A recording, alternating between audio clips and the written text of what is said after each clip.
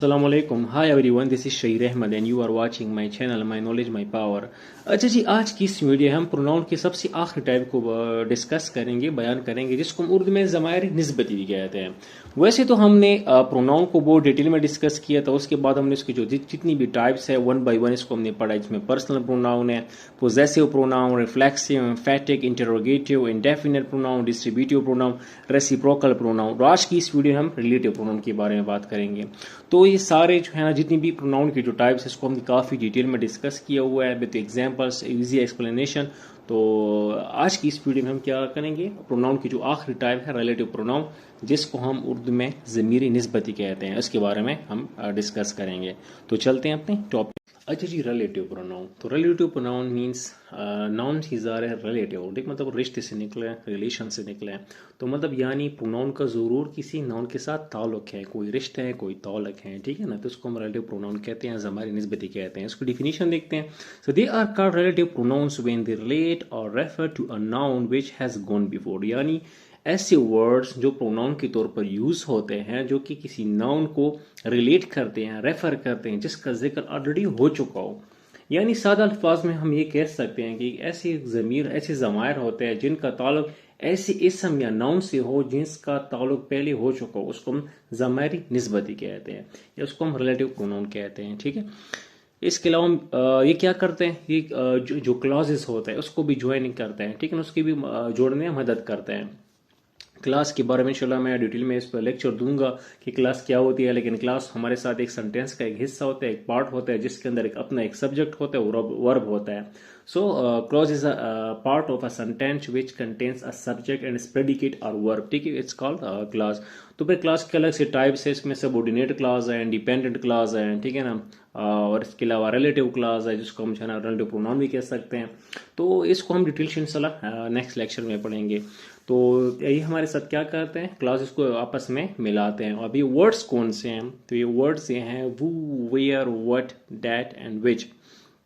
अच्छा, अगर फंक्शन के लिहाज से देखा जाए तो ऐसे तो हम देखते हैं, देखो ये ऐसे अल्फाज है अक्सर कभी कभार जब सेंटेंस की शुरू में हो जाते हैं तो उसको क्वेश्चंस की शक्ल में कन्वर्ट हो जाता है, तो क्वेश्चन जाहिर होता है। लेकिन ये वर्ड सिर्फ क्वेश्चंस के लिए इस्तेमाल नहीं होती, ठीक है ना, ये सेंटेंस को ज्वाइन करने के लिए, इसको कनेक्ट करने, इसको मिलाने के लिए भी इस्तेमाल होते हैं, ठीक है, जिस तरह मैंने क्लॉज का कहा, ठीक है। और इसके साथ साथ रिलेटिव को प्रोनाउन की भी तौर पर काम करते हैं। अब अच्छा वो किसके लिए इस्तेमाल होता है, ये वो इज़ यूज फॉर पीपल, ये लोगों के लिए इस्तेमाल होते हैं, ठीक है, जानदार लोगों के लिए इस्तेमाल होते हैं। अच्छा, which is use for things and animals, ये थिंग्स के लिए भी, चीज़ों के लिए भी इस्तेमाल होता है और जानवरों के भी इस्तेमाल होता है। इसके अलावा जो हुज है, वूज वो किसी चीज़ के लिए पोजेशन के लिए, पोजेशन के लिए इस्तेमाल होता है, ठीक है। अच्छा, इसके अलावा जो है ना हुम है, it is use for person as object of a word, ठीक है ना, जब हमारे साथ कोई चीज़ आ जाए एज ऑब्जेक्ट ऑफ वर्ड, ठीक है, जिस चीज़ के बारे में हम बात करते हैं वो एज ऑब्जेक्ट के तौर पर हमारे साथ है तो हम हुम इस्तेमाल करते हैं। इसके अलावा डैट है, it is use for people, things and animals. तो इसके फंक्शंस हैं कि कि मतलब ये जो वर्ड्स है ये किन किन चीज़ों के लिए इस्तेमाल हो सकते हैं, ठीक है। अभी आ जाते हैं, इसके एग्जाम्पल्स देख लेते हैं जी। सो फर्स्ट वन एग्जाम्पल है, आई नो द बॉय वो इज कमिंग, ठीक है ना, मतलब आई नो द बॉय, मैं इस लड़के को जानता हूं, वो इज कमिंग जो आ रहा है, तो वो इज कमिंग। तो इधर वो देखो इस सेंटेंस को आपस में जोड़ भी रहा है और उसको रिप्रेजेंट कर रहा है कि मतलब हम उस लड़के के बारे में बात कर रहे हैं जो आ रहा है, ठीक है। आई नो द बॉय वो इज कमिंग, तो मतलब वो एक लड़का है जो आ रहा है, ठीक है। तो उसमें देखिए वो क्या कर रहे हैं, एज अ रिलेटिव प्रोनाउन काम कर रहा है। अच्छा, सेकंड देखिए, दिस इज द हाउस, मतलब ये घर है, this is the house that Ali build, यानी ये वही मकान है जो अली ने बनाया था, ठीक है ना, यानी दिस इज द हाउस, ये वही मकान है, ठीक है। ऑलरेडी हम किसी हाउस के बारे में बात कर रहे हैं, ठीक है, पहले से इसके बारे में जिक्र कर रहे हैं, डेट अली बिल्ड, जो कि अली ने बनाया। तो इधर डेट हमारे साथ क्या कर रहा है, एज अ रिलेटिव प्रोनाउन काम कर रहा है। अच्छा जी, तीसरे जो एग्जाम्पल है, I know what you mean, मतलब मैं जानता हूं, मुझे मालूम है तुम्हारे कहने का क्या मतलब है। आई नो मतलब मैं जानता हूं, किसी चीज के बारे में तो मैं जिक्र कर रहा हूं ना, मतलब पहले से जिक्र कर रहा हूं। I know what you mean, मतलब मुझे। नेक्स्ट एग्जांपल है, this is the school where I have been studying, यानी ये वो घर है जहां मैं पढ़ता रहा हूं।